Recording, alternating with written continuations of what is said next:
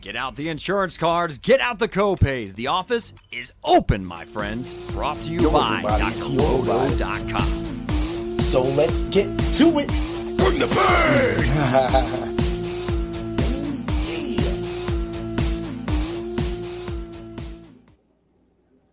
What's up, everybody? It's Heat Override, and I'm ready to bring the pain for you and Dr. Roto this week. Ooh, yeah! On another edition of the Fight Club of Pain. Ooh, yeah! Gave you a double dose, because guess what? What's up, Dan? How you doing today? I'm good, man. I'm good. Other than having a little asthma attack before the show, I'm all right now. That's good. That's good. We're cracking beers. Got this Elliott Cottville Strawberry Crunch Bar Cream Ale. Now, this sounds like a fun kind of beer. And it tastes good. It tastes exactly like those Strawberry Crunch bars that you would get, the ice cream bars. So, yes, on the Fight Club of Pain, we talk UFC, a little bit of football, and we do a little bit of beer tasting as well, too. Because we drink a little bit of beer. Right? It's what goes together. Like, you don't have to have a beer while you're watching the fights or talking the fights or watching football. But sometimes they help, especially your Steelers, like we were just saying a week ago. Oh man, I don't even want to talk about them. I know you don't, but it's funny because we literally had a whole skit, and it kicked off real fast about having 5 heart attacks during Steeler games, and then your team goes and delivers one of those games. Yeah, they couldn't do anything. They couldn't get a first down. They couldn't. The only bright spot on the whole offense was Jalen Ward. That was it. That's it, And here's actually something I don't really do on the Fight Club of Pain. Jalen Warren is this week's Macho Pick of the Week. Ooh, yeah. So, yes, I am actually looking at the Steelers. I have not had a Pittsburgh Steeler as a macho pick of the week. It might be over 2 seasons. It's been a while since I've suggested anybody on that offense. Most of the time I stick to running back because with the DFS slates, it's all about pricing, and I like that nice, juicy running back in a great matchup. But man, this is like I think the first time Jalen Warren's over $6,000 too. Nice. He's been playing great lately. He has been, but they're only playing him 40% of the snaps, which makes 0 sense. Because they got to fit in all the dumb ass tight ends. Because you can't be out there. They keep putting in Gainwell, and he's not doing anything. Well, here's the thing with Gainwell. They try to use him in the passing game. It's the other way around. If you're going to start the drive with a running drive and have him sub in, give Gainwell the first carry, then maybe the second carry, bring in Warren. Warren carries over, bring in Gainwell, give him a couple carries, then switch back to Warren. That might be too fast. I know the way you guys like to actually, move it around. So, people, we will talk football. We will talk a lot of different sports on this thing. But you guys that's what you do. You need more Warren. I completely agree. I just don't know what's going on. Like, I do. I see it. You guys. It's the coaching. I'll say it's the coaching, but it's really your second receiver. You guys brought in. You guys just picked up somebody, Mecole Hardman. You just picked up Mecole Hardman. Now we got MVS. Yeah, you got him too. Him too. So you're bringing right? You guys got Mecole Hardman. I didn't hear about that. I'm crazy, bro. I am crazy. Yeah, no. He went to the Buffalo Bills. That's where he went. That's my bad, people. But it is MVS. Dan is right. MVS. So the thing is, I think he can play a big play with taking the whole back off. So you guys already know who I might be looking at as part of my slates if he's on the DFS slates for the Buffalo Bills, because the Buffalo Bills have given everybody a shot. Hardman is a deep threat, and I'm telling you right now, I don't see his price. I can go check his price. I will check his price at some point for the DFS part of it. But if he's on and can start in that game, then we is in it, because MVS is like tonight when you get to the Showdown Slate, I got a guy I'm taking a swing on. I don't care. I'm just going to play it this way. One lineup, bro. That's what we got to do. We got to be different. We got to beat the robots. The trains have taken over the NFL. They're trying to take over the UFC, but the Fight Club of Pain, the UFC sheriffs, are not going to let that happen. Nope. So everybody that's new to the Fight Club of Pain, while everybody piles in, Dan and I talk a lot of fight theory. We're going to be covering 5 fights on this show. We are going to cover the 5 fights, but we will do a rundown of the other fights leading up to that for just a few minutes. We're not doing every fight, but we will talk about a couple other fights to give you some insight on that. I also have, my bets are in. The parlay of pain is at the end of this. You'll get your DFS lineup. You'll get your optimized lineup from DFS Hero. If you haven't been over to the site at Dr. Roto, use code word WIN. Get a percentage off your subscription, and you get 20% off if you use code word DOC at DFS Hero. And we're going to give away 2 of those lineups, one for the UFC, one for the DFS side for the NFL, and you'll have one that I made up as well too. I mean, we have a full show talked out, and then Dan wants to talk about my best pound for pound list because I know you hate number 1, and I know you might dislike number 10. But he shouldn't even be. Man, number 10, I agree, but I don't understand how JDM is way up there, and he solidified himself as welterweight champion. We'll talk about more about that later, but he should be higher on that list. Your number one guy. Your number one guy, he fights once every 18 months. Yeah. He didn't deserve his title shot, and I think he got lucky when he beat Max Holloway. So there you go. You know what? I'm not going to disagree with any of that. I'm kind of going. So when I do my best pound for pound fighter list, there is some bias in some way. Not saying that I'm biased towards Topuria, but it was the fact that I put Topuria over Islam Makhachev, who we're going to talk about tonight, of course, because and of my his and activity. my guy Marab. Yes, Marab. Now I do agree that Marab does actually have the argument to be in the top 2. So here's where I'm going to look at this. Yes, Jack Della Maddalena should probably be higher than Tom. I can't see. Aspinall. Tom 18 months Aspinall. 18 months. I think he's going to fight. We're going to see Aspinall fight 2 times within the next 12 months. Watch. I have a. You don't think so? We ain't going to see him for another 18 months, man. No, there's no way that eye poke takes him out for 18 months. Maybe. So we got that. So my list runs down. Let's start at 10. Carlos Ulberg. I love the Black Jag. I am doing a prediction. I'm putting him on the list because I feel next year he's going to get a title shot early in the year. Jack Della Maddalena, Tom Aspinall, Alexander Volkanovski, Alex Pereira, Khamzat Chimaev, Alexandre Pantoja, Merab Dvalishvili, Islam Makhachev, and Ilia Topuria. So here's the thing. If JDM wins this, he's catapulting. Islam's sliding down. He got to be top 5. Yeah, he will be. Because I'm going to feel he's had more adversity than all the other fighters. Like, Chimaev just held DDP down. Pereira practically said, I know how to beat my guy because I got in the ring with him for 5 rounds, went out and knocked him out first round. That's all cute and standard. But to actually be able to beat Belal Muhammad and Islam Makhachev back to back, and be the underdog with no shot, he definitely hits my top 5. I agree. I completely agree with you. I'd put him at number 4.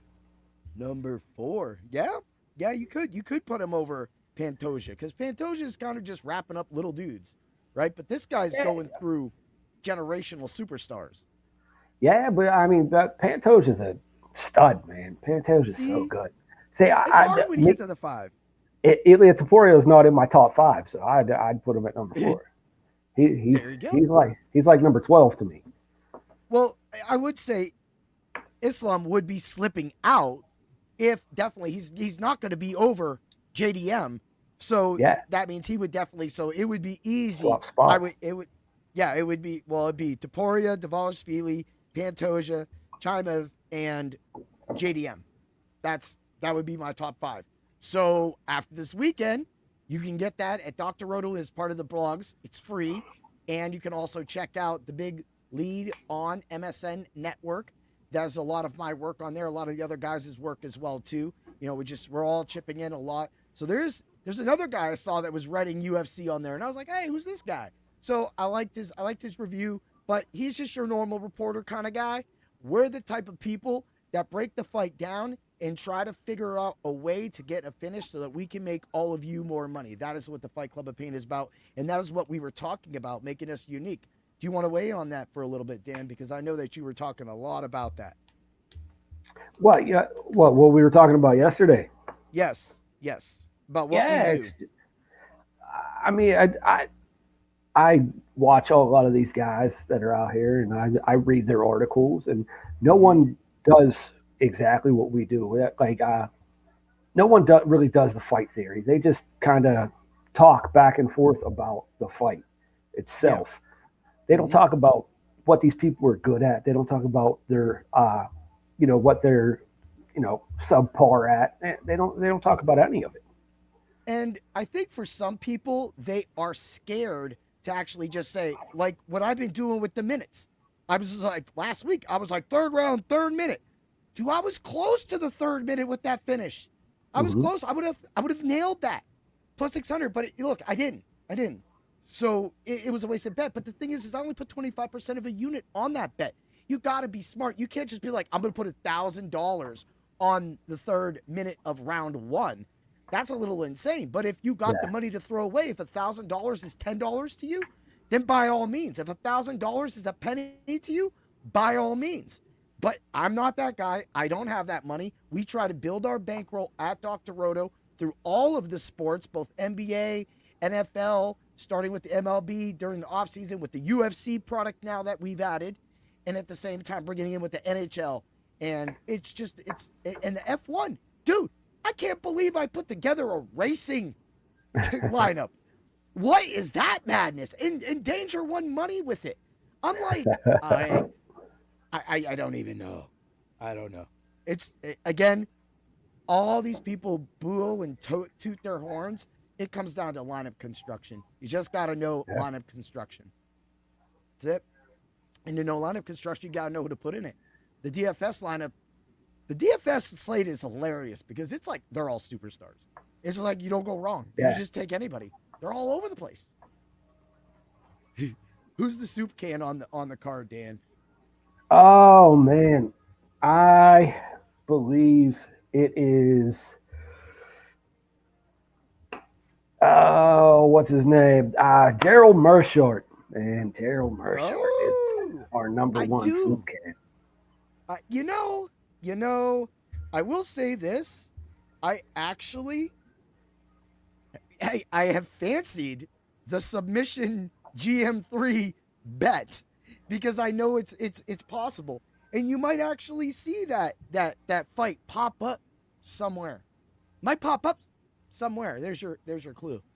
But not your clue. It's all for the clue out there. And everybody, we are live. We are live right now. So ask us a question and bring it on because that's what we're trying to just create the whole experience as well too. So let's get to it. Let's get to some of the earlier fights on this card. And let's start off UFC 322. Della Maddalena versus Makhachev. I had to do that a little longer because I think only the Russians guys always do that. Even when they play ping pong. Dude, during COVID, we used to bet on Russian ping pong people. And then we had 2 names. It was Vladimir and I think Sergey. I think Sergey and Vladimir. Now that's I'm not generous, but if you go to you don't even put the ping pong up anymore. But go check out some of the best ping pong players, and you're gonna be like, oh, Yeah, that's all we did. We just we was winning money watching live ping pong on our sports books because we had nothing else to do during that time of the wildness of this century of the wildness. And we're just gonna put that out there. But so that's where we kind of got it. I love the fight. Let's roll with Pat Sabatini versus Cheppy Mariscal. Are you excited to see this fight? Does it mean anything to you? I want to see it. Like I told you yesterday, it's the first time in a long time. I think I'm going to buy this card just so I can watch it. That's how good this whole card is, top to bottom. Yeah. And I mean that's what the opening prelim fight that you're talking about. Yeah, it's practically on there. I haven't checked the timing. I know it's all over the place. See, the way when I write it down, I go off of what they do, and then they just jumble shit. Yeah, I think that's like the early prelim that they have. But I think it's going to be an interesting fight. Yeah, because a lot of people like Pat Sabatini, Blake in the Fight Club of Pain. That was one of the first fights he brought up to me because it feels like he's looking at the Sabatini side. But man, I can't go off our boy Cheppy Mariscal. We've talked about him multiple times on this podcast. He is a dog. So I just don't think that fight I'm staying away kind of betting wise because I just feel it has a lot of potential to finish, but I think it goes the distance.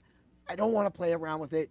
DFS slates, if I end up following on one of those two, I might just take a discount and just take a couple $100 extra left over and try to square off of it. I know people want to jump on it, but for me, that's one of the many fights on this card that are down to the nuts.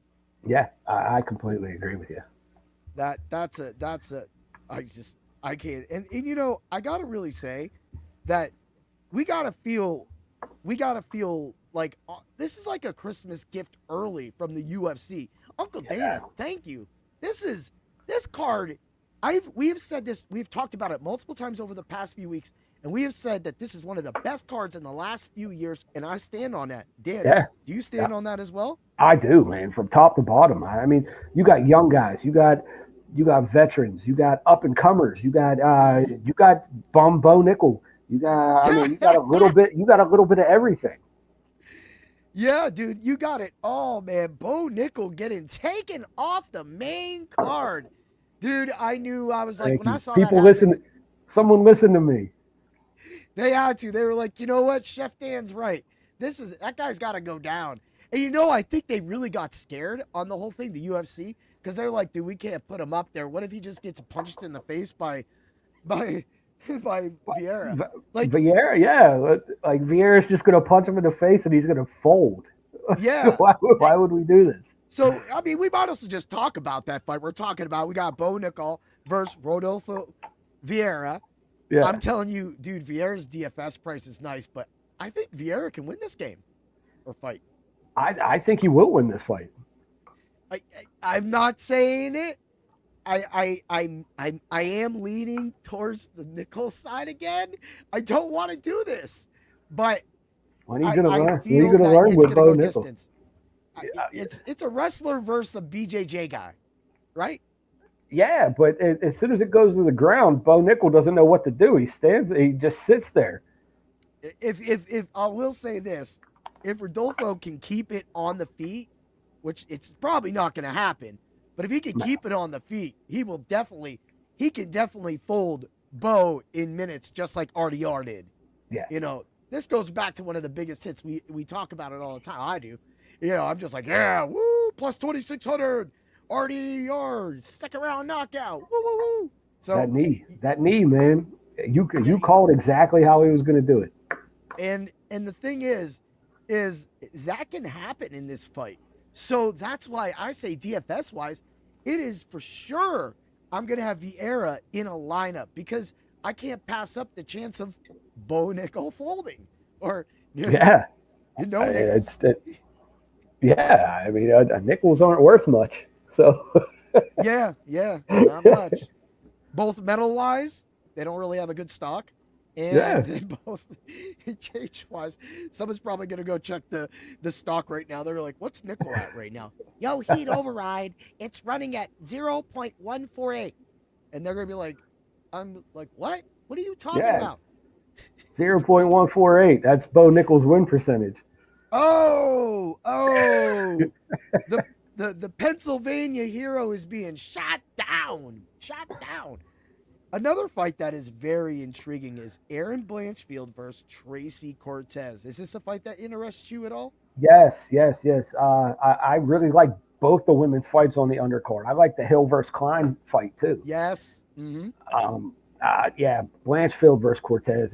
I think it's going to be a slugfest, man. Yeah. And look, I'll give out this pick right now. I am taking Aaron Blanchfield.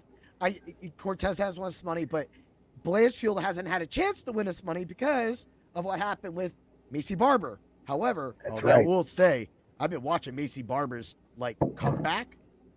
She's looking good, bro. She's looking good. Macy Barber's good, man. I know. I had no knock on her. I have no knock on her at all. It's just it was a bad situation. And as a fighter, a lot of people hated. I hated both my parlays and my bets going, but that's where I need to say. That's where I stepped back and I said, look, as a fighter, I understand if you're not 100%, do not get in that ring. I've said this. I said this about RDR. You don't get in the ring. You spoiled the main event. Great. Okay, you went. Bam. Well, you know what? You quit. Quit on a stool. How about just coming right out there and saying, I am seriously not 100%, and I will do a disservice to this industry if I go out there and fight. If RDR would have just did that, I think in a way he would have more respect than going out there and dominating the first round, completely gassing, and then just being a bum the rest of that fight against Brendan Allen. I agree. I completely agree with you. You brought up Angela Hill and Fatima Klein. We did use Angela Hill the last two times. Well, I did for the DFS slates. This is another fight that definitely could go the distance, probably should go the distance. What do you think about both fighters? We talked about it before, man. I think Angela Hill's solid. She is the journeyman of the women's division. I mean, she's been there for so long, and she reminds me of what's that? It's the welterweight. She's like the gatekeeper for her division, basically. If you beat Angela Hill, you're in the top 10. Jose Aldo, maybe? Like an Jose Aldo kind of person level? No. She was never that. She was never Jose Aldo level. But yeah. I forget his name. I got a brain fart. So we got it. We'll see it. Maybe we'll talk about it because we'll talk about things like that. But I agree with you. I think Fatima Klein will win this. That is my pick. I am taking Klein. However, if I see an opportunity to use Angela Hill on a DFS slate, I would recommend that. Now, I will say that over our last week, this goes with Tisha Pennington.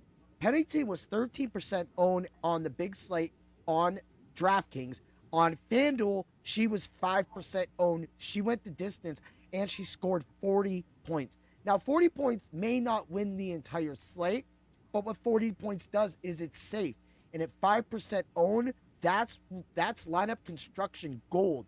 That's what the Ultra Contrarian show for the football slate is all about. And we do that. We're going to be doing that show tomorrow, right before Doc goes live with the Friday Night Lights with Willie and Swami. So that is, you might be able on a stacked card like this, you might be able to get somebody like Angela Hill at 10%, 8% owned. And if for some reason she pulls off the upset, you will get a price, your salary will all be there, and it'll allow you to get to people like we'll talk about a little later. Now, I like the fight, man. So who do you got winning anyway?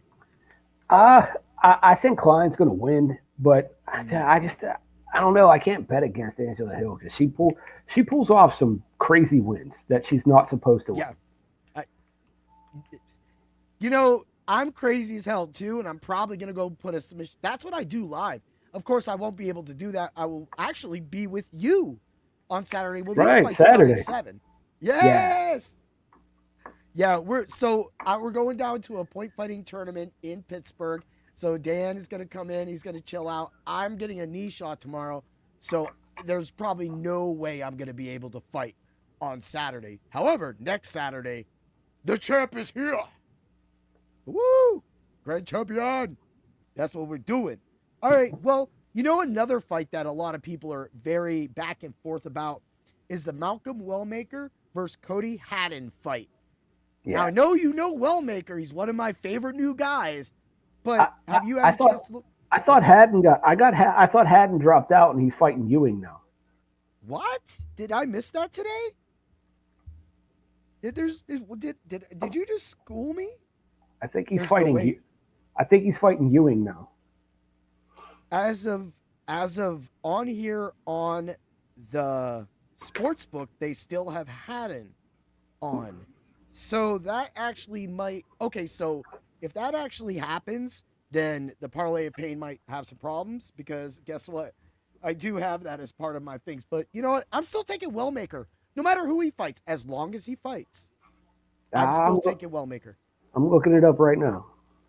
All right. So while he looks that up, let's move. Yeah, Wellmaker and Haddon got canceled. He's fighting. He's fighting Ethan Ewing. Ethan Ewing. All right. It's Wellmaker knockout. Wellmaker no distance. That's going to change the numbers. I'm still going to give out the parlay of pain. It's probably going to be different now because of the Wellmaker fight. And that means that all those bets I just made, like literally just put that in 20. I just made 32 bets on the parlay. The parlay of pain made 32 bets. That fight's on that bet. So, well, hey, thanks.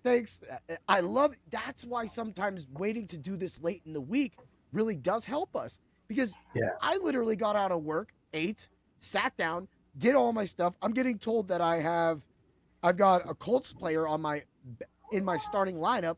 So I'm like, whoa, wait a minute. And then Dan's got my back with that. Oh, I took a nap too. So I took a nap too. Well, that changes, and the sports books are not caught up with that. I'm going to check over to DraftKings real quick because DraftKings seems to move a little faster than FanDuel. I mean, I didn't know, and I'm sitting here literally doing the whole fight while it's going on, and the sport books haven't even caught this up yet. So that to me right there just gives it everything we need. So I'm looking right now. Let's see if they got it. And hold please. Oh, they took it off. Yeah, they took it off. It's done. It's done. They don't even have it up. So they're catching on right now. FanDuel, catch up, bro. Catch up. That's going to become a voided bet anyway. So I'm still going to recommend. What's that? And him fighting Ewing is coming straight from the UFC website. So. Mm-hmm. Nope. So there we go. No, I totally agree with you, bro. It's just something I didn't have time to go look over. So when I got up, I only had to make the parlay of pain. I just went straight to the Facebook or FanDuel, and that was the first thing I saw.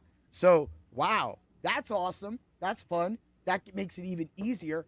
Woo-wee. You know what that means? That means that they're going to screw up the DFS lineups because now Wellmaker is going to be is more likely going to win even more now because the Haddon was actually a great matchup for him. Yeah. And I'm gonna go look right now because if he's still on that, yep, they actually on DraftKings already has it. It says take Haddon out.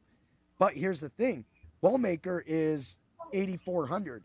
So what I'm bringing this up for is Wellmaker's no more longer 8,400. Wellmaker should be now 87 to 9,000. So now Wellmaker's probably going to be in 60 to 70% of the lineups because of that. So you guys are all going to have to look at that because you got Sabatini's right below there. And then, of course, the 8,200 and 8,000 fight is Shevchenko versus Zhang Weili. So, yeah, that's awesome. I wasn't going to roll Haddon anyway, so I was good on that end. And Haddon was 7,800.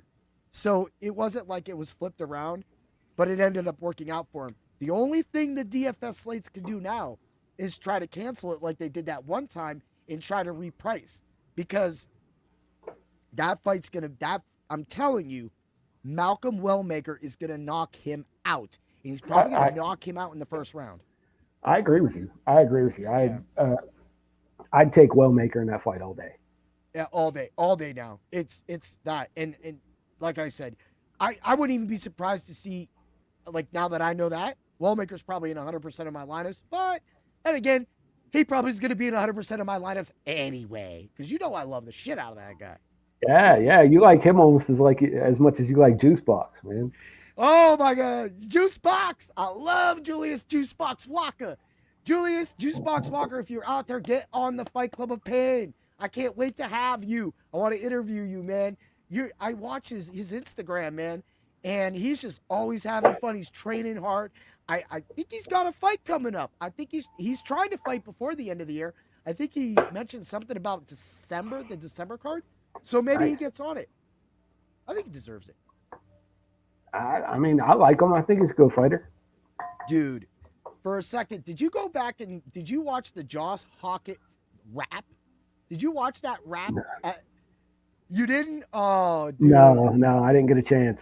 Dude, so like he literally after he was done knocking dude out, he got up and they went to interview him, and then he's just busting a rap. Dude, he put out like 50 bars. I thought it was over. He just kept going. And it was he was talking shit on Brazil. And I was like, why is he talking shit on Brazil? Yeah, well, he has so he's beaten 2 Brazilians. And then he called out Walter Walker, dude. He called out Walter Walker. I did see that. Yeah, I know what you're talking about. Oh, my.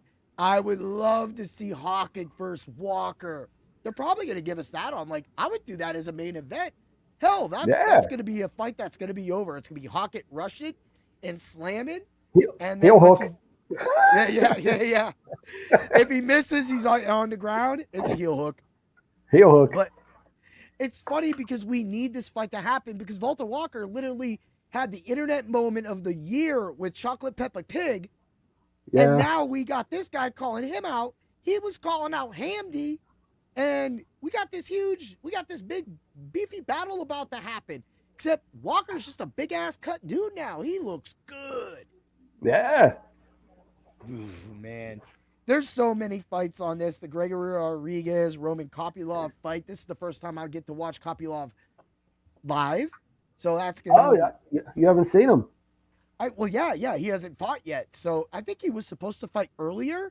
He got pulled. So I haven't seen him. He's good, man. That's another fight that makes this really hard because I love Gregory Rodriguez, but I did watch him get smoked by Cannonier, and then I watched his comeback and I won money on both those fights, so I'm gonna be All right. Let's look at it. There's a lot to talk about. Let's get to the main card. We're gonna start off with Beneil Dariush versus Benoit Saint Denis. Dan, talk about it. All right, Benoit Saint Denis. He's a brawling wrestler that has knockout power. The wrestling should be pretty even in this fight, so BSD will have to use his unorthodox stand-up style. He'll use his speed advantage and volume to try to get into the aging Dariush. Dariush, he's a former BJJ no-gi world champion that's only been submitted once in 30 MMA fights. He's visibly slowing with age in every fight. He gets slower and slower, but he continues to be a polished technical striker. He uses his jab well, and he has a nasty counter right hand. It's nasty. The last time he faced someone similar to BSD, Dariush beat the brakes off him for 3 rounds and got a decision. So, I love it. This one's up in the air for me. It is hard because Benoit Saint Denis comes in. He's on fire. He's definitely in it.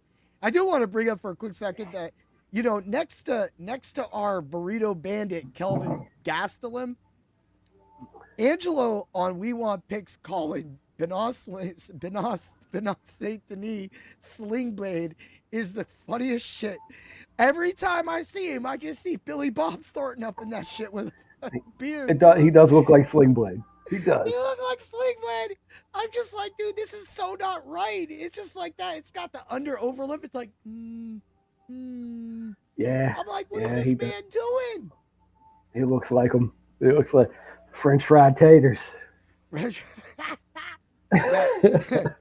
Mm-hmm. Mhm.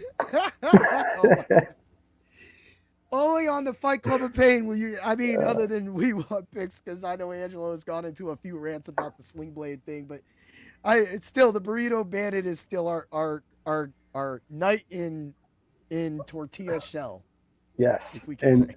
and tortilla armor. Yes. Oh, oh man, what a good time. But yes, as I went through this fight, we'll hit some of the numbers. Distance, no, negative 260. Knockout, negative 110. Sub, plus 320.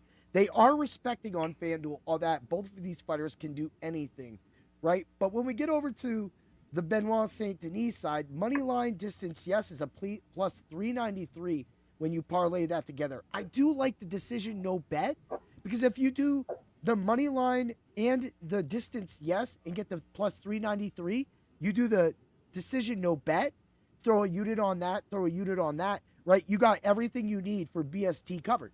You're good. So if he gets the finish, you get the win. Now, I do like his knockout first and second round. I will say this. I took Dariush over Makhachev. All right. So I love our silver-haired hero. Looks like he could be the lead what is it, model for GQ magazine that highlights people over 50 with his beautiful sand-colored salt and pepper hair. Dariush, you're a beautiful man. So, but we got knockout and sub negative 118.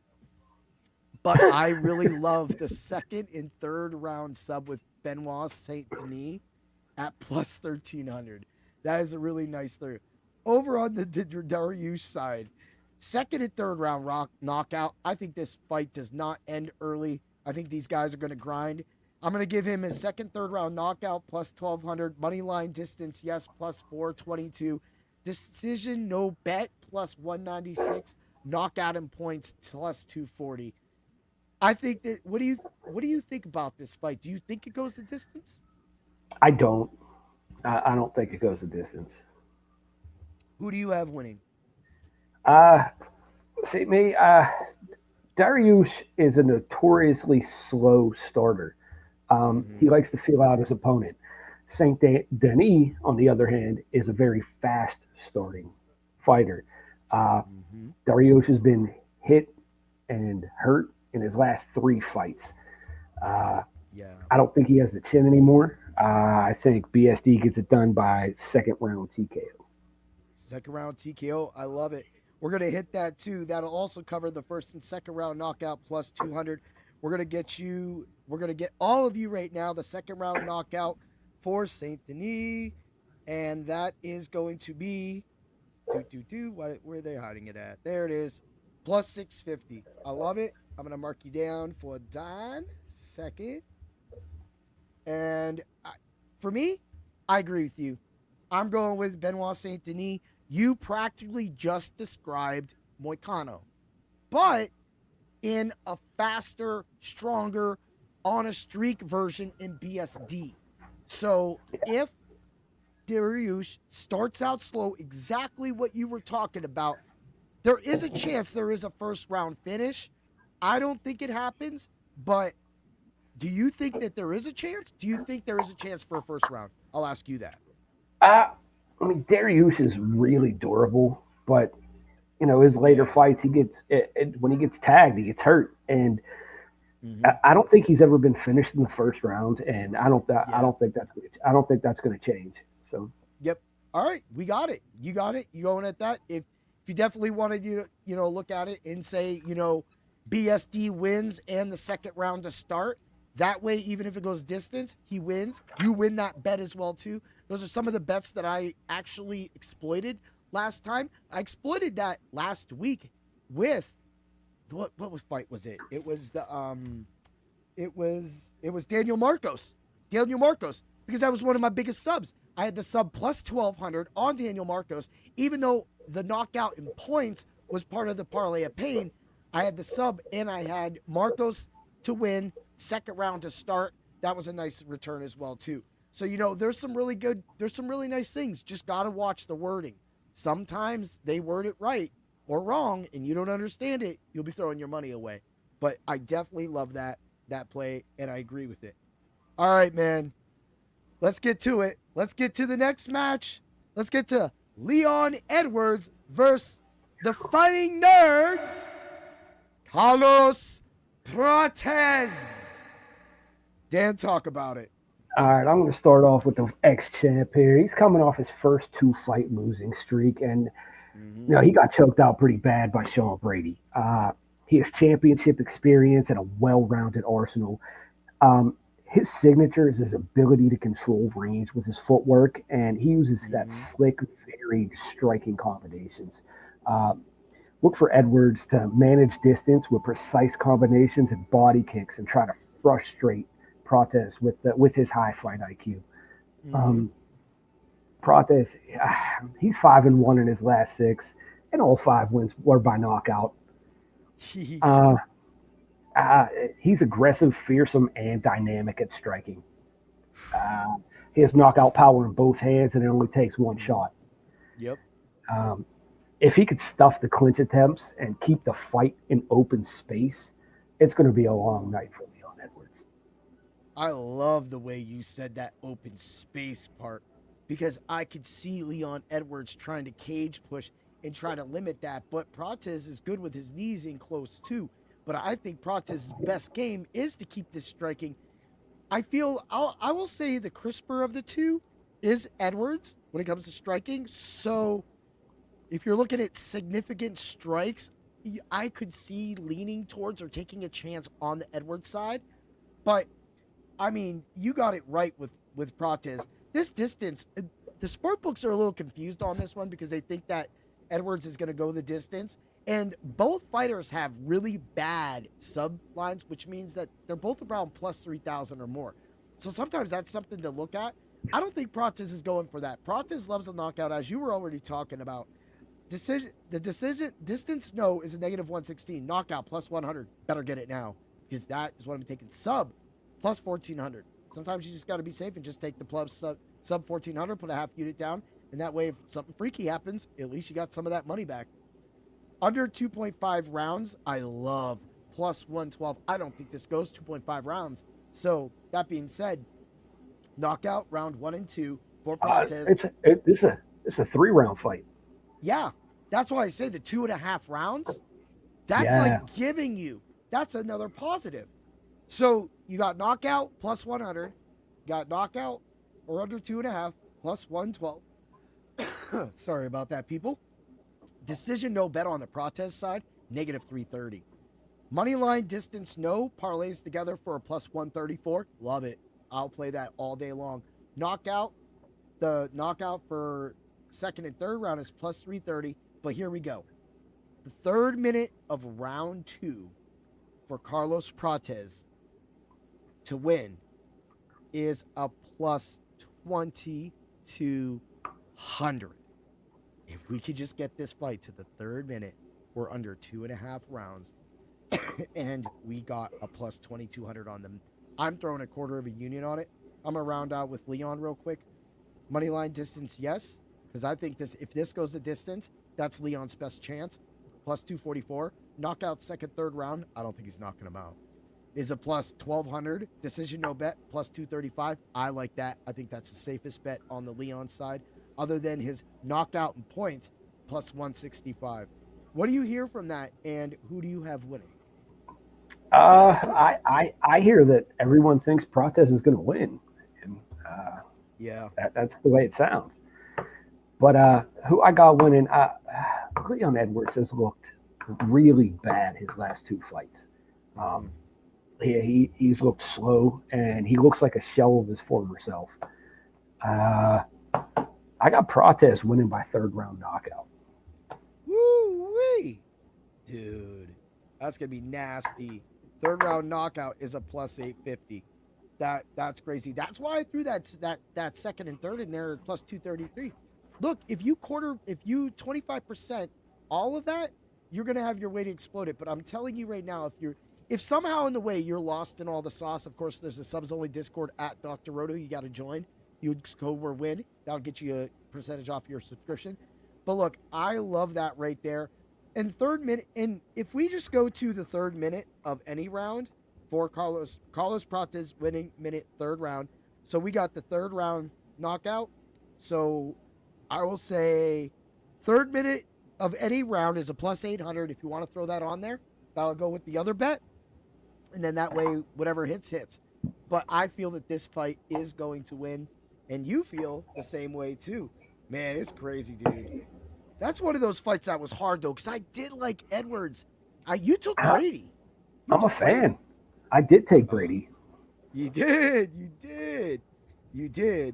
And we'll get to him soon enough. We will. Actually, let's get right to it. Sean Brady versus Michael Morales. Dan, talk about it. All right, we got the ultimate wrestler versus boxer match right here, man. Morales, he's a perfect 6-0 in the UFC, and he's coming off back-to-back first-round knockout wins. I mean, his last two fights, he's looked phenomenal. He's young, strong, and fast. His hand speed is what could win him this fight. He's an amazing counter-puncher with precision. So when he moves out of the way, he hits you with precision. He doesn't have to hit you full force because it's a perfect punch. He has KO power in both hands, and he'll work well. His KO power is going to work extremely well with his 7-inch reach advantage. Yeah. Brady, man, he's 8-1 in the UFC, and his only loss came to Bilal Muhammad. He's coming off that huge submission win over Leon Edwards. He's probably the best BJJ guy in the welterweight division. He's extremely technical in switching his positions, and his scrambles are some of the best in the UFC. Yeah. He improved his striking, but relies on his overhand right way too much. He also has a granite chin, and he's hard to knock down. Yeah, it is. They got distance. They got this fight. They were scared on this one. They had the distance, yes, in the negatives, of course, because the distance no is a plus 104, knockouts plus 210, sub is plus 400. They really got into this fight right here, and I'll just throw in the numbers real quick, and then I'll get into talking about Michael Morales. Knockout for Morales, knockout one, first and second round knockout plus 500, second and third is a plus 800. Round one knockout for Morales, 850. That's something I'm playing. I know that Sean Brady has a granite chin. Dan is not wrong by that, but I know Morales wants another first round knockout, and I know that he doesn't want this to go to distance, so he's probably going to expend a lot of his energy, which does help Brady. We'll get to his lines in a few seconds because you'll see how I'm lining this up, which does help the Brady side. So the first round knockout plus 850. Knockout in points for Morales is a plus 120. Decision no bet plus 108. I love it. So if you don't want to play any of that, just play decision no bet with Morales. If it goes to the cards, it don't matter who win or lose. You get your money back. And so third minute of any round for Morales is plus 1,300. I feel that there's going to be a couple attempts made. Morales, if he defends them, will be able to put up. That will delay the first round. That gives you a chance at any of the rounds to get that plus 1,300 as well, too. I love the Morales side. Also, the under 2.5 is a plus 124. Let's hit that Brady side. Sub 1-2 plus 900. As I said, if he gets a hold of Morales, like Dan always says, could be drugged into deep waters, and he could suffer his first UFC loss to Brady. Brady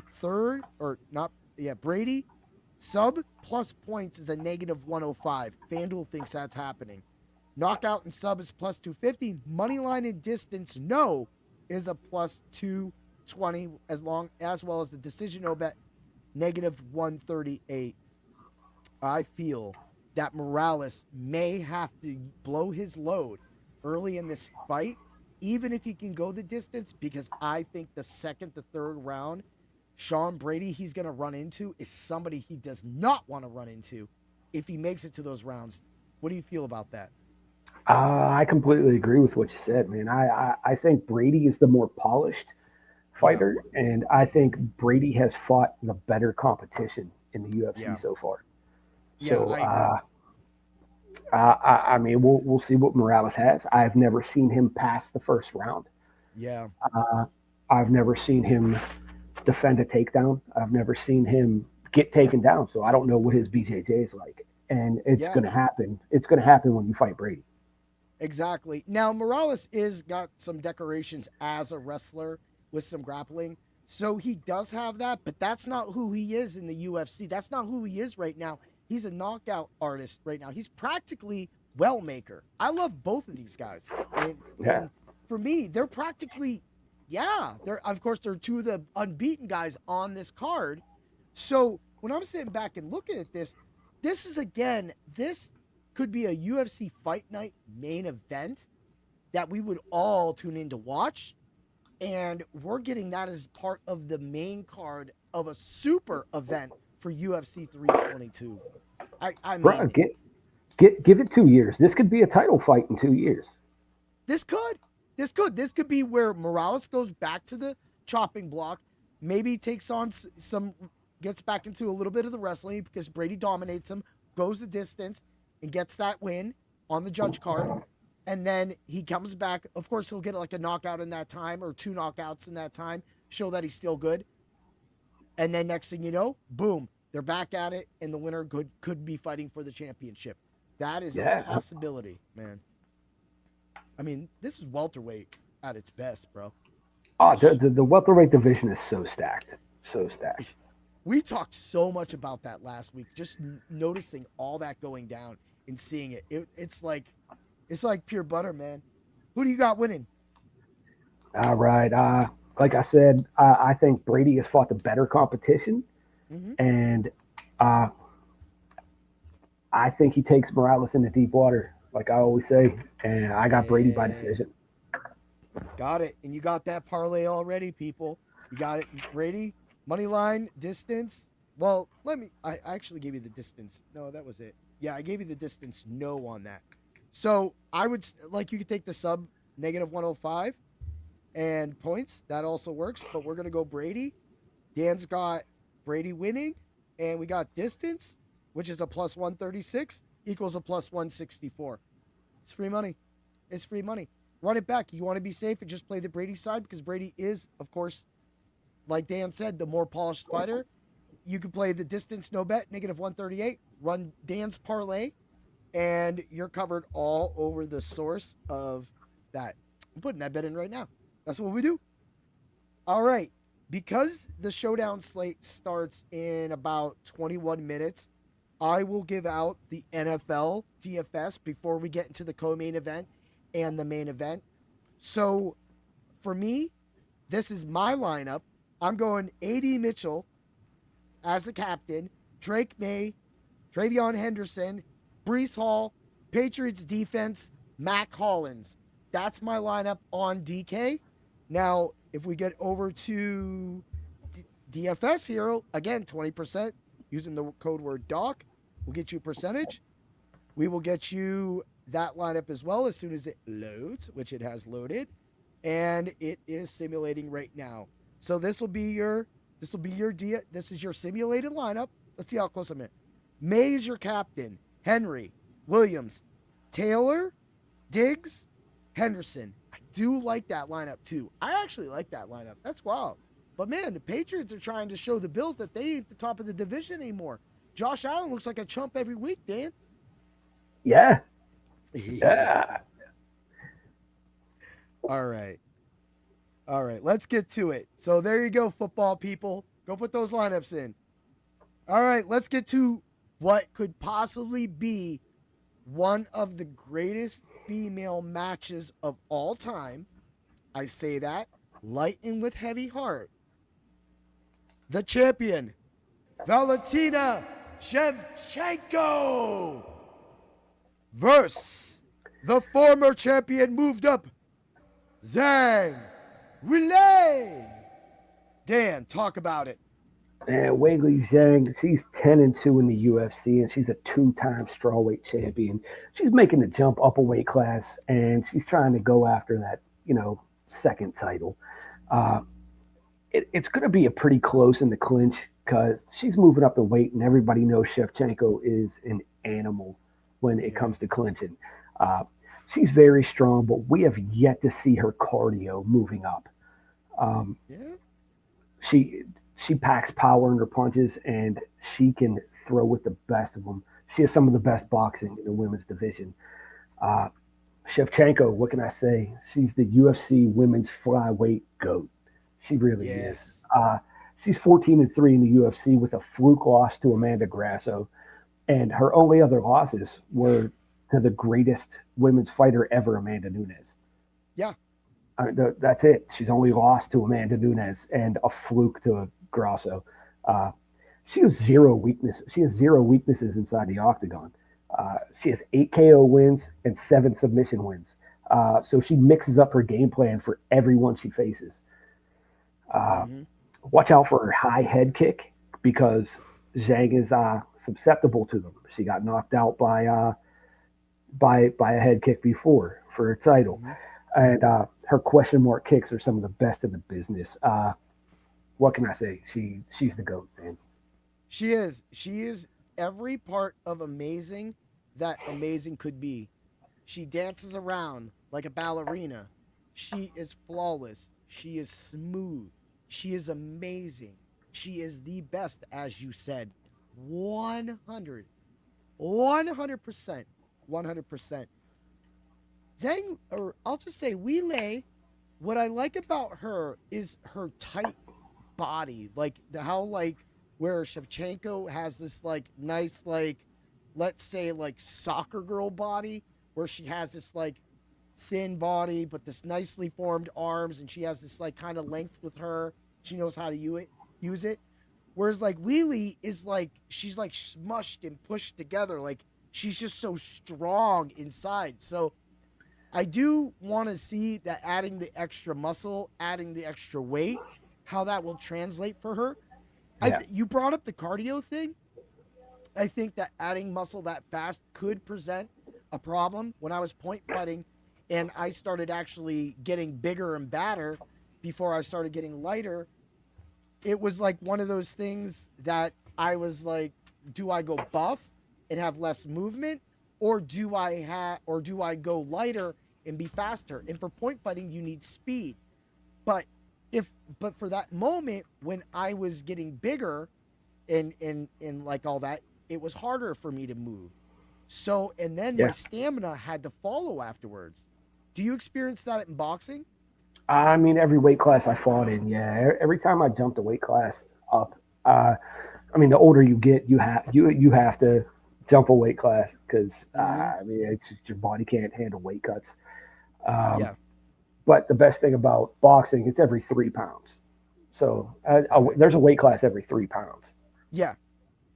So I mean, that's 3 pounds isn't a big difference in every weight class. And I mean, when I started, I used to cut to 145 pounds. Yeah. But I mean, it takes a total on you. It really does. Yeah. Yeah, it's and that's the thing is I noticed when I would get big, like I said, I would notice that I had to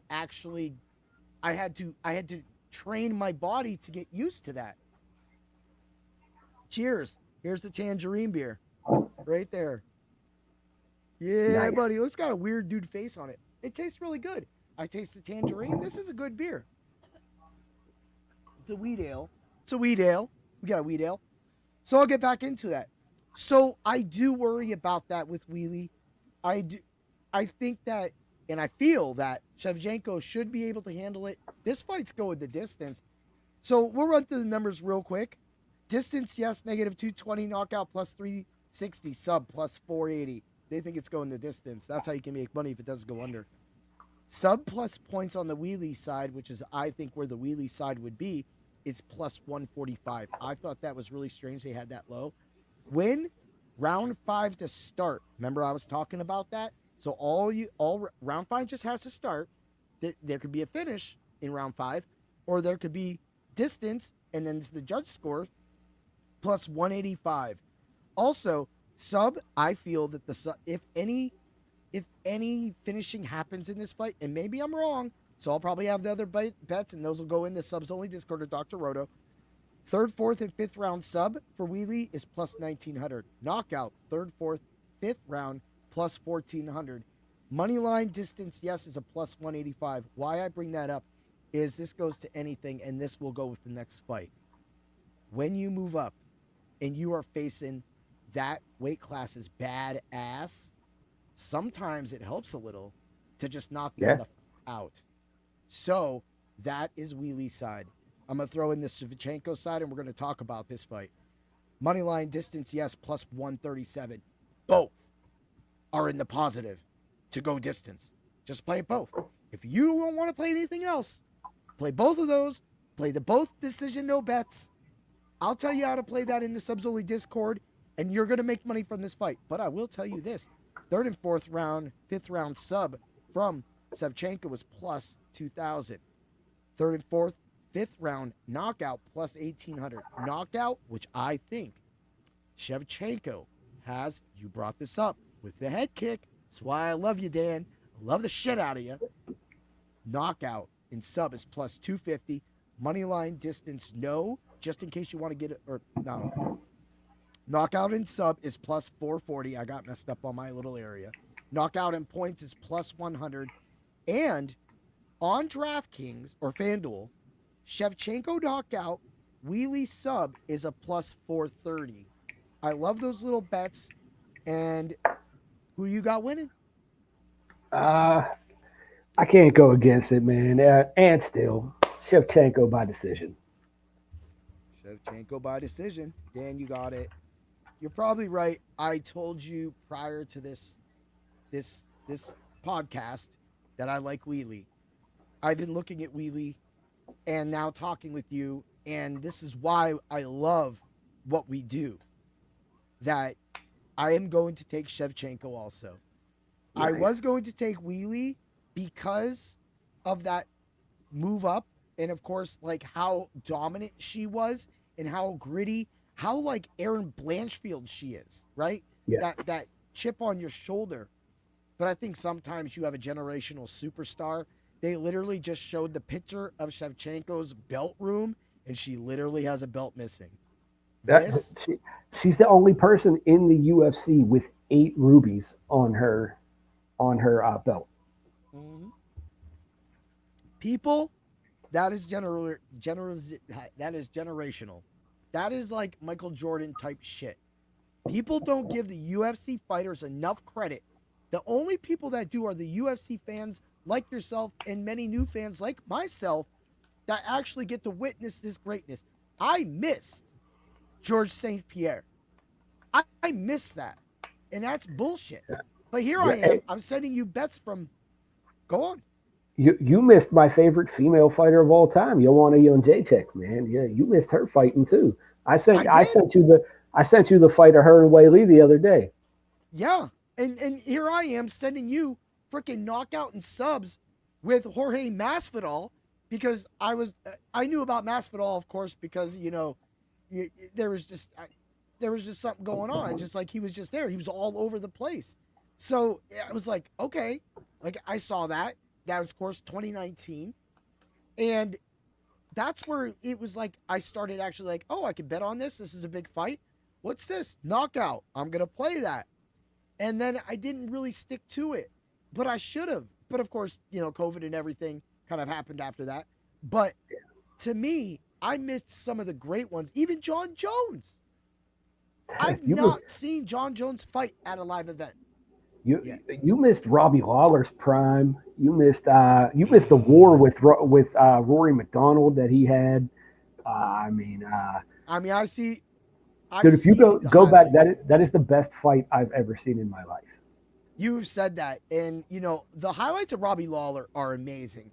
I will not ever take anything from him because everything I've seen from him, it's just crazy. I'm just talking about a guy that was just straight blood all over his body. And he is still beating on a dude getting the win. Like, whew. And it sucks. It just shows sometimes where life takes you and then the roads. And so that this road right here, combined with the point fighting and everything that we do now, it's just so natural. It's so fun. it's great to, I didn't have anything to do on Saturdays. I'm not the college guy at Dr. Roto. Yeah, I got college football on sometimes, but really for me, college being an NFL guy, seasonal guy, DFS guy, I'm just the draft guy. And we did a draft podcast. And Yes. that to me, yeah, I was on it with you. Yes, you were. We've actually played some plays. I really think Jalen Walker's been in there. He's doing well, but he's been under radar. So it's going to be hard to see what the defensive player of the year, but Donovan Iziraku is starting to get more play in Dallas. So, Yeah. and Dallas just geared up, got Quinnen Williams now down low. So there's some help on the Dallas, and they're getting DeMarvion Overshawn, the guy who got their pretty much young linebacker got hurt last year. 87 tackles, 5 sacks, 1 forced fumble. That fumble was recovered by him and an interception. You're adding that back to the linebacking core for the Dallas Cowboys. So they're getting healthy at the right time. Not that I care about Dallas, but that's where plays like that, and it's just great. This whole season, this whole run. And this coming year, we'll be at the draft, man. You're Yes. coming. You're still coming in, right? Yeah, I'm definitely coming to the draft. If we could get our faces in that place, we got to do it, man. I'll take off the next day.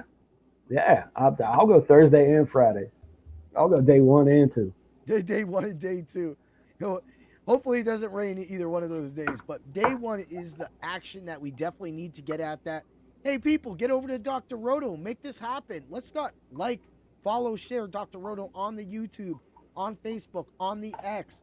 Also, catch Dr. Roto live on Sirius XM on Saturdays from 7 to 10 a.m. in the morning. He gives out his Roto Visionary plays.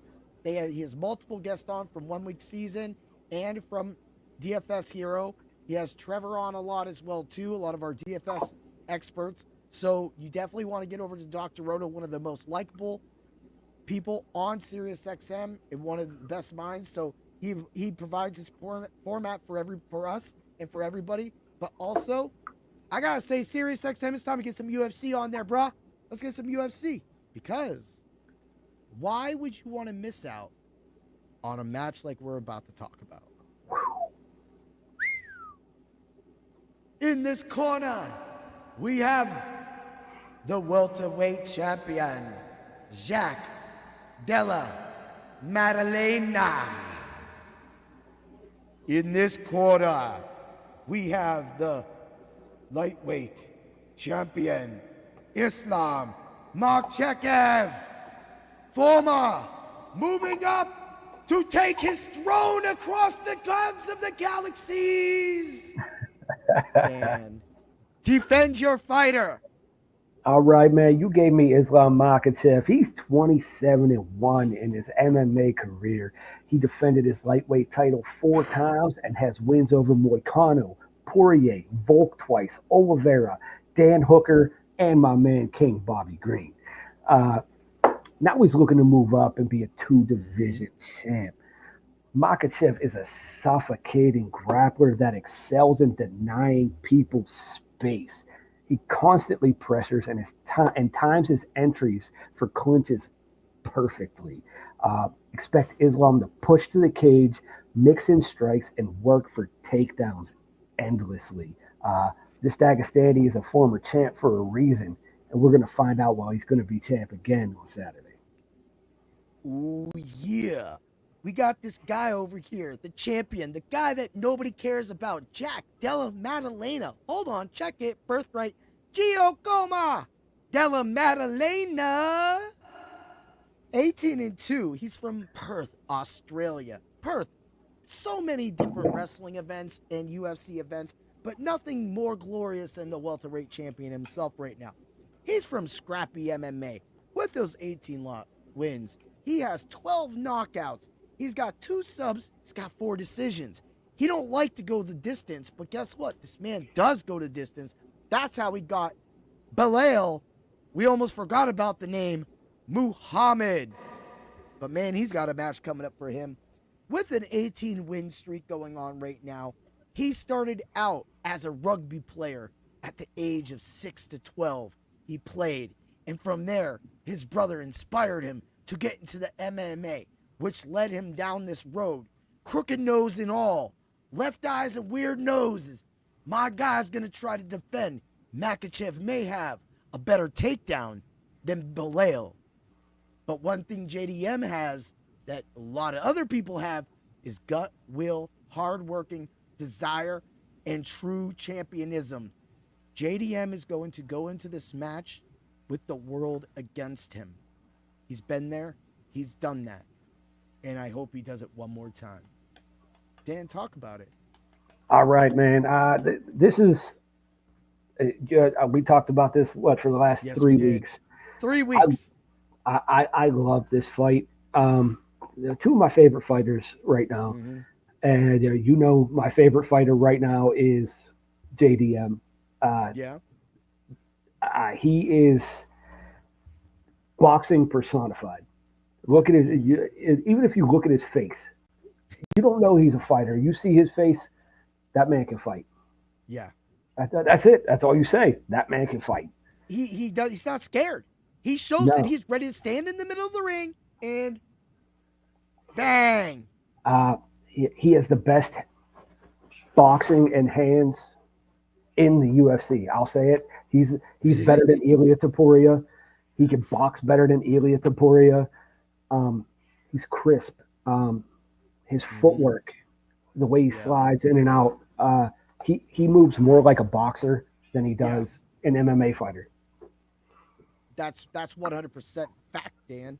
That's fact. You got something to say about Makhachev before we get back into it? That he is Khabib 2.0. Yeah. And everybody knows Khabib.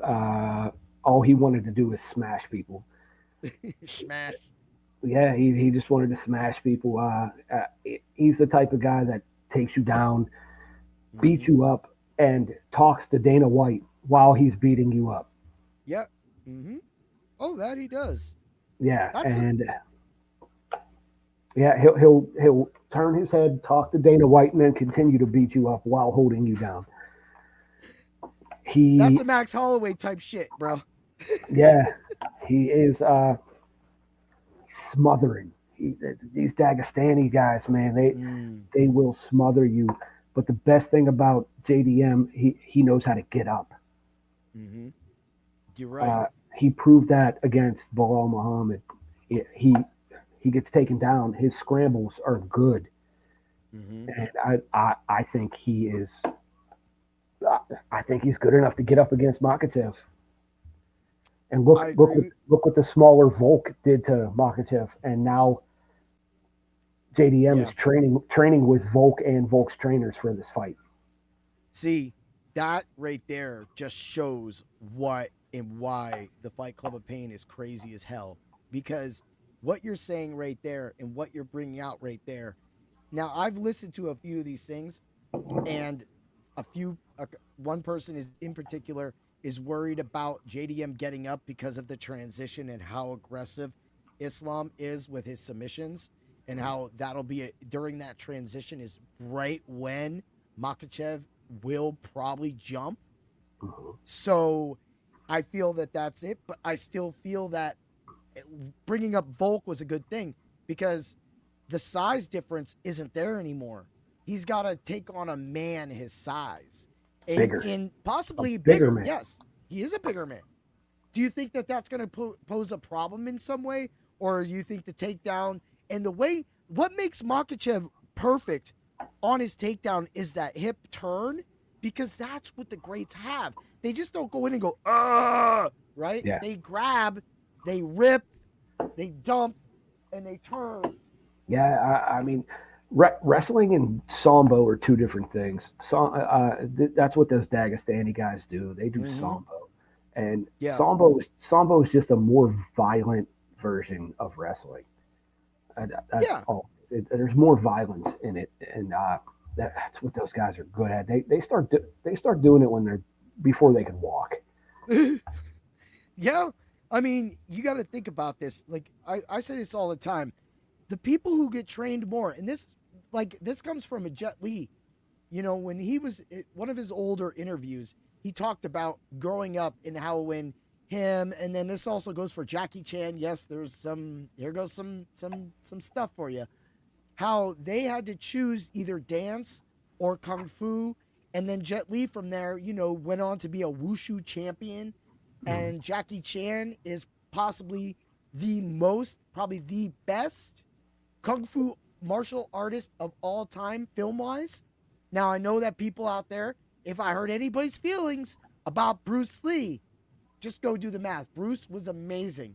I want to love Jet, but the sheer fact of volume and the preciseness, the fact that Jackie Chan did all of his stunts through all of these movies, had likable movies leading up to that. The Rumble in the Bronx brought Chan back. Yeah. The Rush Hour series defined Jackie Chan. I will take that. The Legend of the Drunken Master is one of the best Mandarin films you will ever watch, but my favorite of all time is Fist of Legend, Jet Li. But this is what I'm saying. I bring this up is because the Dagestani fighters are brought up that same way. They're brought up with that. They're brought up in a tougher environment. And that's no disrespect to JDM running out of Perth. But I mean, he was just boxing kangaroos, where this guy was wrestling out, right? He was wrestling bears while JDM's boxing kangaroos. Yeah, man, you got polar bears, you got not there's so much polar bears, but yeah, you got all this continental gritness going on between these two. This isn't some showboat American that's going to go in there and get knocked out trying to live the good days of Apollo Creed in Rocky 3. By the way, much love to you, brother. We love you. And Carl Weathers, that is. And at the same time, I think, yeah, got that. No, I was wrong on that. It was Rocky 4. Such an idiot. What the hell am I talking about? He died in Rocky 4, yeah. Yeah. I just was so in my mind, I was rolling in there. So every once in a while. He trained Rocky in Rocky 3, though, so you were kind of right. Yes, he did. I mean, I know. Rocky's franchises literally have some of the best one-liners right there. They're like, even going back to the first one, he's like, all right, Rock. Mickey, all right, Rock. You got this chicken. You got to take this chicken. You got to catch the chicken. I was like, what is he doing? And then the best thing from the Rockies is the father dude. When he goes, Father! And he's yelling up to the window. Yeah. And he's like, Father, hey! And he goes, Rocky! What are you doing? He goes, God, you blessed. And he goes, okay. Whatever he says, I'm sorry, I'm just saying some wild shit on this podcast. But at the same time, dude, that's some inspiring shit. He looks over and he goes, I love it when he does that shit. But I'm going to tell you, one of the baddest mother effing comments I ever saw, I ever heard, and this was performed by a boxer, Tommy Gunn, when he knocked down Paulie and Rocky, a.k.a. Sylvester Stallone, goes, well, you knocked him down. Why don't you try knocking me down? Woo!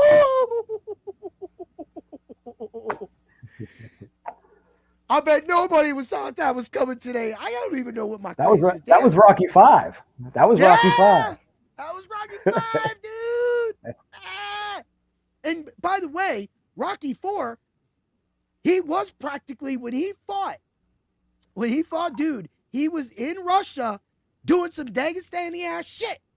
He was running up icy ass mountains with railroad tracks on his back. These guys are just strong. So now that we've literally dive-tailed it, whoop. Let me throw these numbers at you. We'll get to some picks and then get to the stuff, man. Good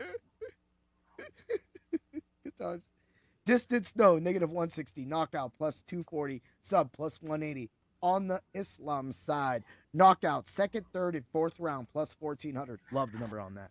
His sub, first, second, third round, +290. I think he's going to try to jump him.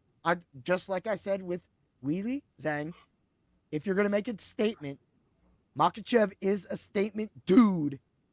You make a statement by defeating the champ convincingly. You don't let this shit go to freaking cards and let those weirdos mess around with all of our hearts. You end it and you cement your legacy, King. So we're going to go decision no bet, negative 270. Knockout in points for Makhachev, just in case. It's plus 130. Knockout sub, love it, plus 120. Money line in points is plus 116 on the Makhachev side. But listen to this. 3rd minute, round 1 win by Makhachev, plus 2,000. I don't think JDM can go down like that. But when you're facing a force practically like Darth Vader coming into your division, what did Darth Vader do when he wrecked Obi-Wan in episode 4 in front of Luke? Wrecked him, right? Then he wrecks him. Yeah, Dan's a Star Trek guy. Then Vader wrecks Luke in 4 and then succumbs in the end. The problem is right now we're in stage 1 with Vader. We're in stage 1. And unfortunately, Islam Makhachev is Vader. And we're going to go over to the Obi-Wan of this fight. 2nd, 3rd, 4th round knockout, plus 850. Knockout in points, plus 220. I say points for a reason, because this is a fight that could go to distance. As we saw with Belal Muhammad, Della Maddalena can take him the distance. Moneyline distance no is negative 160. I love his decision no bet, because if it does go to decision, get your money back. You don't, plus 200. But I got a little thing. Round 1 knockout by Maddalena is only plus 370.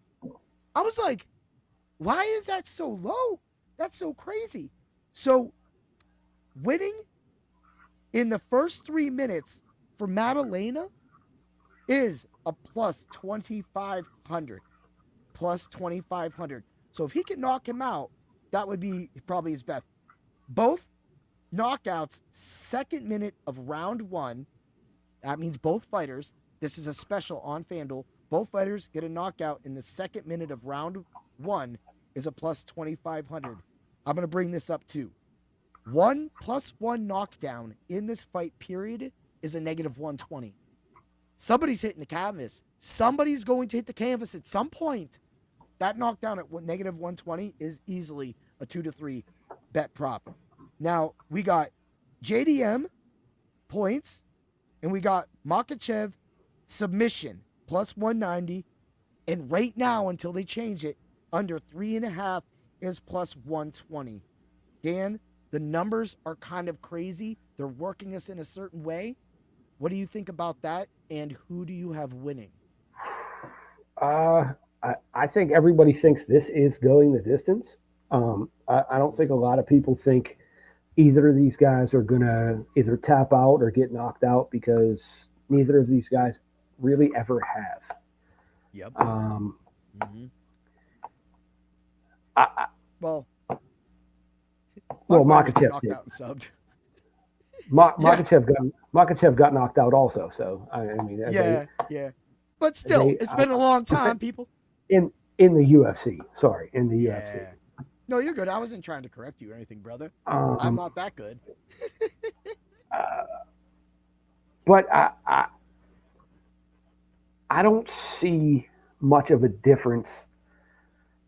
There's a little difference because Makhachev's better than Belal Muhammad.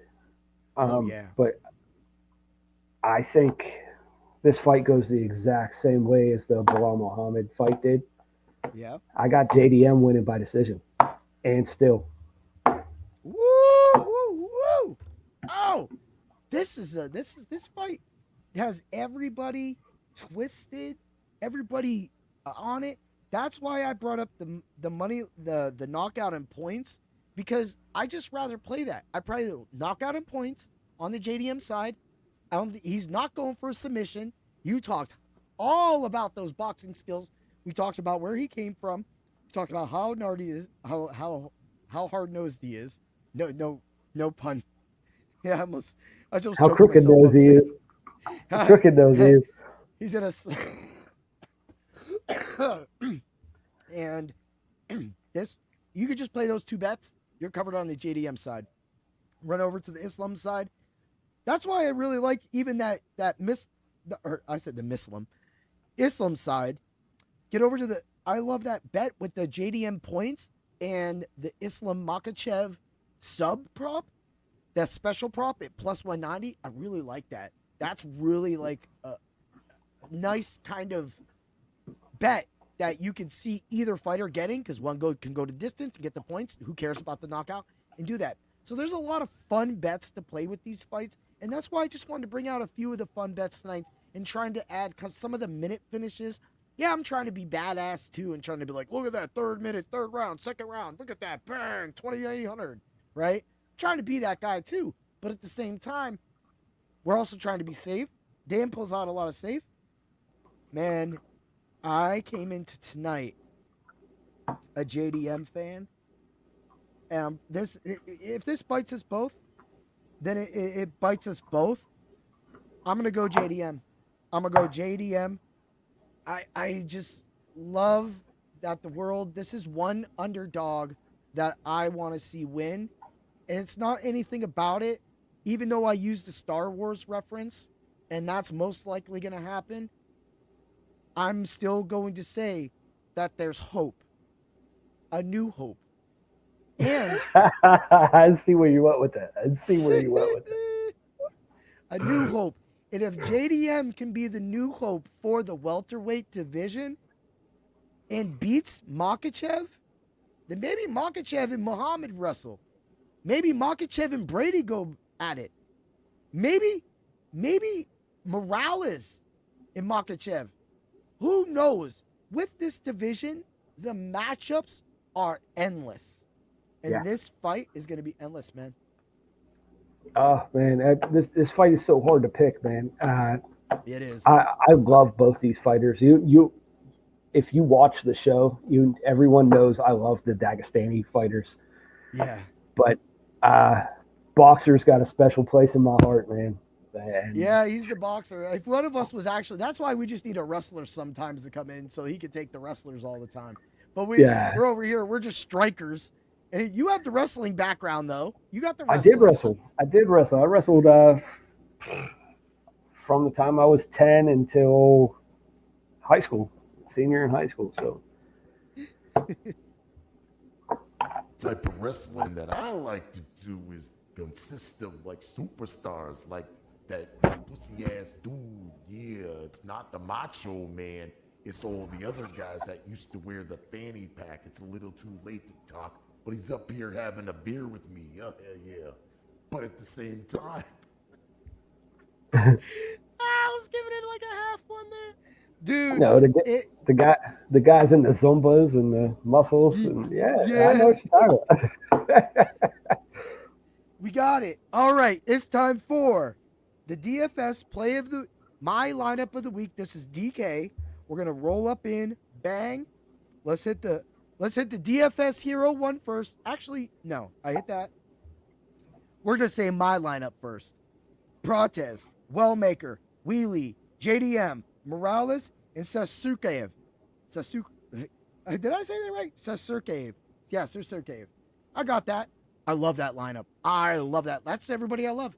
Yeah, of course I got JDM and Wheelie in it. It's because of pricing, people. There's just things. There's going to be other DFS lineups, and you can catch that in the Dr. Rota's only Discord. But those are all the people I love, and I don't care if they're that. Now, when we run over to DFS Hero and hit the optimizer, we got Angela Hill. We talked about that. Chappie Mariscal. We got Makhachev, Doskis, Camilio, and Shevchenko.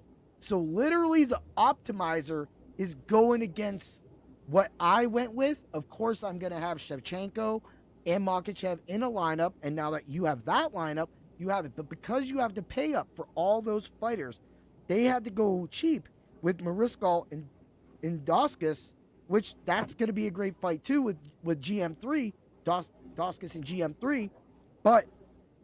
And then the Camilio fight. Now the Camilio fight, he's fighting Vyacheslav Borshev. There's a chance for Vyacheslav to win that fight. So I will say you got your safe Middle East. You got Angela Hill.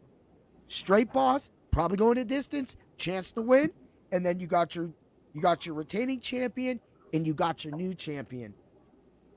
How do you think about that lineup? You like it? I like that lineup, man. I like that lineup. DraftKings will not let me log in to give you my lineup. I didn't write it down. I had it on DraftKings. My phone won't log in. Well, I got it. Why don't you give me 3 fighters you think are going to win? I'm going to go Cortez.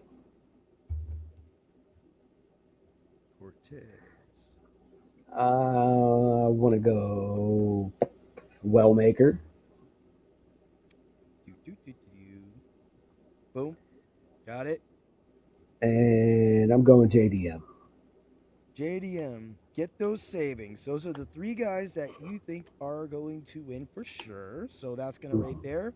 That leaves you with 91.33.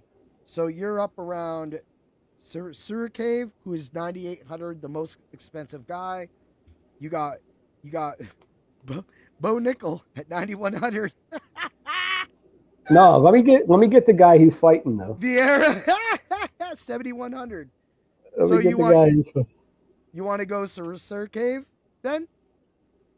Yeah, why not? He's fighting Eric Monaco. Yeah, why not? All right, you got 10,000 for everybody. You could go Fatima Klein. She's 95. That's against Angela Hill, of course. That gives you that. You want that? No. Or Blanchfield, Prates, Saint Denis. How much is Brady? Brady's 85. You Can have I get him? $2,000 left over. Yep, you have $2,000 left over with all 6 filled. Nice. I love it. I'll take it. Cortez, Wellmaker, JDM, Vieira, Cave, and Brady. I think I learned that name through this episode. He's going to be a big guy. I won money with him on the Dana White Contender Series, whatever it was. I think it was that. Yeah, I took too many head hits the other day, dude. I got jacked up yesterday. My hands are still like hurting, but not hurting, like puffed, because I was fighting at a high level yesterday, man. So nice. I love that lineup. All right, let's get to the parlay of pain, and then we'll get out of here. We got Cave. I just killed it. Knockout and sub, -360. This parlay of pain is not going to come up money-wise as a lot when you see at the end. But again, round robin. I was 4-1 last week. The round robin returned everything extra money that I needed to. And then, of course, the 7-leg parlay that was in the Dr. Roto Subs Only Discord that had a positive 28,000 was 5-7 with those fighters winning. But it was just a wrong decision. That's how I got it so high. So, leg 2. So that puts the leg 1, -360. Leg 2, Doskus, no distance. Sorry, GM3. But hey, if you can get a choke out, go for it. Dukakis. Taking Dukakis. Yeah. Yeah, I'm taking Dukakis. Dude, I think he can do it. I don't trust him, though. I don't trust him. But I'm throwing that fight to go no distance. That way I got both of them covered. Because I just want to, somebody needs to get wrecked in that fight. So I don't care who it is. They both suck. Yeah, I know. Yeah, it's like suck. whatever. It's like last week's card, but that was a whole card. Wellmaker, no distance. Whoever he fights, no distance. If no distance is bad, go to Subs Only Discord. We'll get that changed out for you. I already have 36 bets in for this, so it don't even matter at this point. -230 brought up the parlay of pain to +161. Prates, knockout for both fighters, is a +100. Brought up that parlay of pain, a 4-leg, for a +422. Morales, no distance, is a +108. That gives you both action on both fighters. It's a +987 for a 5-leg. Maybe it's a little chintzy on it, but you should be able to get a 3-2, 4-1, or 5-0 from this parlay of pain so that you'll be able to cash across the board. But of course, the Wellmaker fight being changed like that does change up a little bit of how that would pay out. But again, you just got to get the Subs Only Discord because I wrote this whole thing up. Things change, and that's just the way it goes, man. I love it, man. You're excited, aren't you? Oh, man, I can't wait for this. I can't wait till Saturday. It's going to be a great card. Yeah, man. You guys got the Bengals this week, too. The Steelers, that is. Yeah, I think you guys are going to win this one. I think you're going to win. You're getting the macho pick. If they could cover somebody at all in the secondary. Yeah, at anybody. I mean, since that game, the defense has been playing pretty good. The defense has been playing pretty good. It's just the offense that has not been scoring. Yeah, or creating bad mistakes at the wrong time. At muff punts or just, knocking a ball up in the air, creating an interception now. That's why they got to get to the running game. That's why they got to get to Jaylen Warren. Jaylen Warren can exploit the league's worst defense, so that'll help them at least get into that mode. I agree. That's why I love it, man. Who the Rams got this? Who's the Rams got this week? Seattle in L.A. This is for that's a tough game. That's a tough game. I agree. As a Rams fan, but right now the Rams are just blowing the doors off of people. Now I know JSN for Seattle has been on a roll, but I still gotta say, man, this is still Sam Darnold. Dude, he's had some good games, but he hasn't faced a pass rush like the Rams yet. They played the Steelers. You guys haven't played like that front line at the Rams, like not even verse. Oh no, the Steelers defense is not playing great. So, but yeah, the Rams defense is unreal this year. And that's because people are focusing on Jared Verse, and it's allowing Byron Young to actually perform. The addition of Nate Landman to the linebacker core was good. And then Omar Space actually stepped up for once, but I don't like Omar Space in space. If that makes sense. I think he takes bad angles. He's still young. I love our secondary. Kitchens, Curl. We play it good, but that brings me back to you guys. You guys had a lot of injuries in that last game. And at that game, Jalen Ramsey didn't know what to do because he was literally the only guy out there. Yeah. Only guy. Him and Joey Porter. That's it. Him and JPJ. Yeah, and even Porter got banged up in that game. He had to come out for a minute. So, and we were talking about this a couple weeks ago when I said you need to move Ramsey to the safety position. They moved him to full safety. Perfect. Yeah. I think he had 8 tackles. I think he had 8 tackles last game because, that right there alone just lets you know that if you guys made the right move, but we need those guys, the corners. We need Slay. We were bitching about Slay and what he did. And then he gets injured in that game. Good, because we just signed, what's the corner that we just signed? Hold on. I missed that. Steelers. UFC. If you want to look that up, I'm also going to look up. I'm gonna look that up right there, Ramses, because I just gotta say it, man, because whatever. I definitely know I got it. Boom, 8 tackles. That's your IDP hero. You can get that at Dr. Roto. Use code WIN. You get a percentage off your thing. Oh yeah, Steelers just signed Asante Samuel Jr. Oh snap! Okay, so that is help, but that also says that you guys have some secondary problems with that team coming in. You guys got to get to them. Got to get to the line. Darius Slay, because Darius Slay is terrible. And he was great. His career was great, but he lost more than a step when he came here. What's also funny is right now the Jets are beating the Patriots. That's hilarious. I hope that happens. Justin Fields, 5-yard rushing touchdown. Love it. All right, Dan, we're going to see each other Saturday. It's been fun. Is there anything you want to, before we head out of here, you want to talk about? No, I'm good, man. I'm tired. That work. This is the first one we haven't mentioned work till the end. I know. I'm tired. It's been a long week. Cheers, my brother. Cheers, Have a great day, everybody. And always remember to bring the pain. Ooh, yeah. Thanks again, Dan. Woo!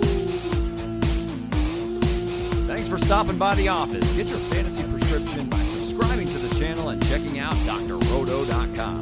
Until the next visit, be well